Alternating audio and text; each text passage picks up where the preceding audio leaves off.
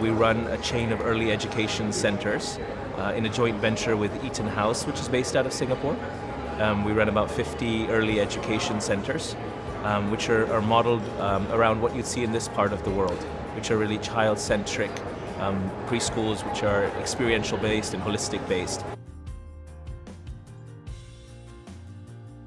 India is at a certain growth trajectory right now. Right? There's a very large young population, a significant middle class that is emerging, a pretty significant growth rate, stable government. From a macroeconomic climate, India is on a very good growth trajectory. If India is going to reach its potential given this context, we really need a very high quality of human capital.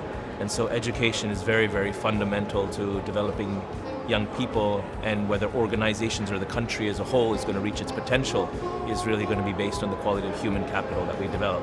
So education is very, very fundamental overall. We tend to have more traditional models of education historically in India, and so I think getting that right balance between rigorous teaching and learning and a broad education, which many British schools are known for, I think there's great scope for collaboration.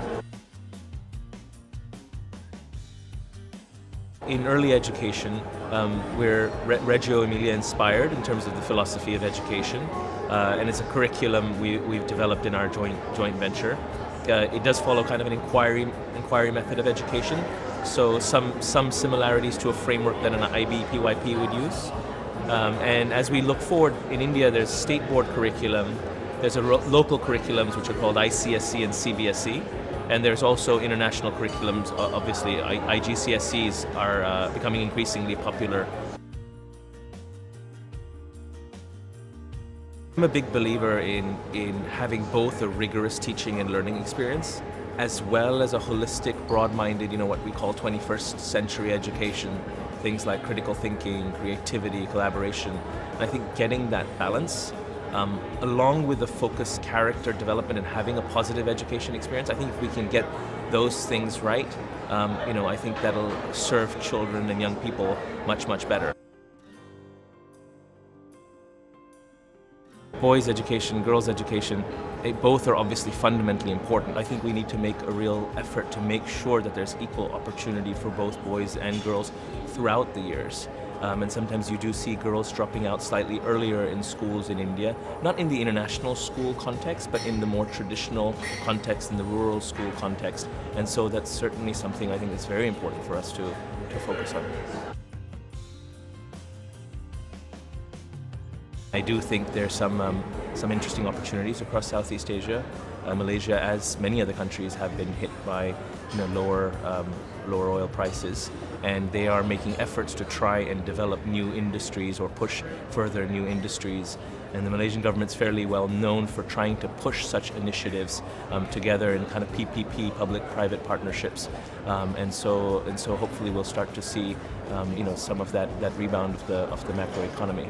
But certainly I think international schools have seen slight reductions in enrollments, given that there's less expats who are present, both in Malaysia and in certain other parts of Southeast Asia. And so I think it also gives a great opportunity for us to think about how do we serve the local clientele in these different geographies, and local people who also have interest in international education and could benefit from international education. And I think that's an interesting opportunity for school groups to explore, and I think there's a great social impact that can come with that as well.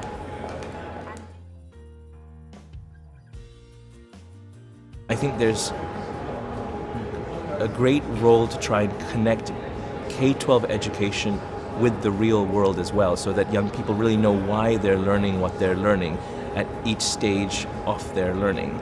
And in particular, I think in the 11th and 12th grades, before young people go to colleges, you are starting to see potential for more collaboration with corporations or with the broader outside world. I know colleges here, for example, get a lot of guest speakers who come from outside, and I think we were seeing that, and we can see a lot more of that in schools across the world.